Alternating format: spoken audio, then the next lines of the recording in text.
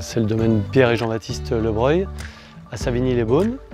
C'est un domaine de 14 hectares avec une production sur plusieurs appellations autour de Savigny, alors en village, blanc et rouge. Savigny-les-Beaunes également en premier cru. Appellation régionale également avec le Bourgogne Haute-Côte de Beaune-Montbatois et également à l'Oscorton en rouge.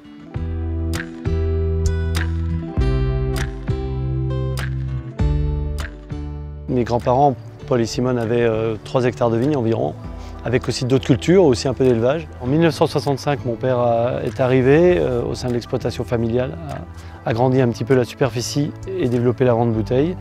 Donc après des études à l'école de viticulture et plusieurs stages, en Australie, en Argentine entre autres, j'ai repris le domaine familial en septembre 2000.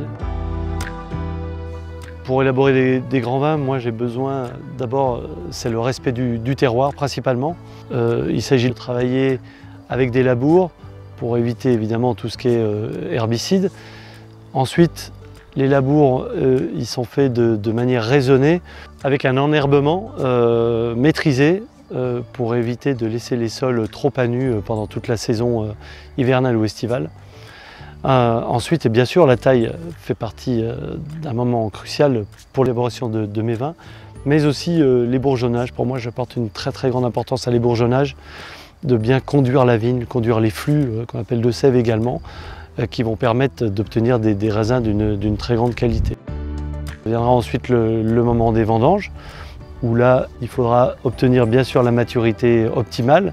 Il faut bien attendre le moment crucial de départ des vendanges, en respectant chaque appellation et encore une fois chaque terroir. Et pour ça, il faut être très attentif, très précis. La vinification, c'est un peu comme le travail à la vigne. J'aime bien laisser exprimer le terroir et les appellations. Pour les vins blancs, on pratique un pressurage assez doux, assez long également. Très peu de temps en cuve avant le passage en fût.